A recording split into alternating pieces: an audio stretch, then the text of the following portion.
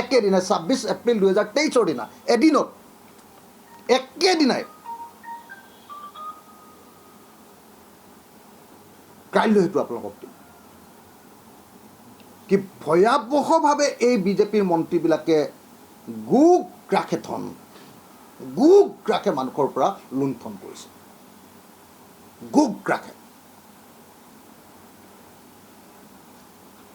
একেদিনা 26 এপ্ৰিল 2023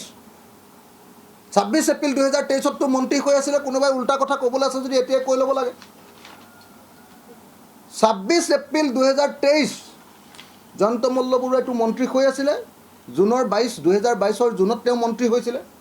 26 এপ্ৰিলত তেওঁ 40 বিঘা মাটি কিনিছে গুৱাহাটীত কিমান মাটি কিনিছে আৰু কি বনাইছে কি কৰিছে মই আপোনালোকক কাইলৈ দি দিম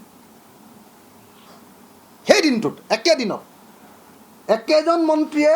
একেটা দিনত গুৱাহাটীত কি মাটি কিনিছে আৰু কি কৰি আছে আপোনালোকক মই কাইলৈ ভালকৈ দি দিম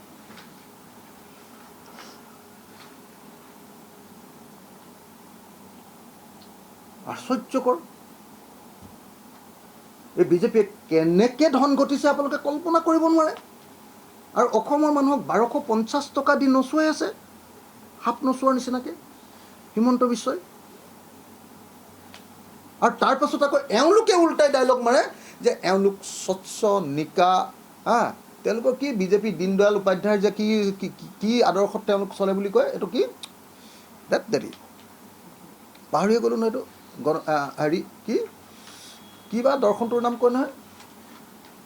নকওঁ না কি আছিলে একাত্ম মানৱতাবাদ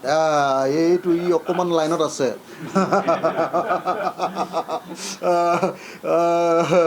আমাৰ একাত্ম মানৱতাবাদ এই একাত্ম মানৱতাবাদৰ কথা কয় একাত্ম মানৱতাবাদ এই যে দগাবাজকেইটাৰ হাতত RSS আৰু বিজেপিয়ে অসমৰ শাসনভাৰ দি দিলে দগাবাজ মই শব্দকেইটা অসমীয়া একদম খাটি শব্দকেইটা কৈ আছোঁ আপোনালোকক দুষ্ট দগাবাজ বদমাছ এই দগাবাজকেইটাৰ হাতত দি লৈ কেনেকৈ অসমখন খতম কৰি দিছে আৰু তাৰ পাছত বিজেপি আৰু RSSে আমাৰ সন্মুখত আদৰ্শৰ কথা কৈ থাকে একাত্ম মানৱতাবাদ প্ৰতিষ্ঠা কৰাৰ কথা কয় একাত্ম মানৱতাবাদ এতিয়া চাওঁ বশিষ্ঠ বুজৰ বৰুৱা কিমান গৰজি উঠিব পাৰে চাওঁ হিমন্ত বিশ্ব শৰ্মাই উচ্ছেদ কৰিব পাৰেনে নাই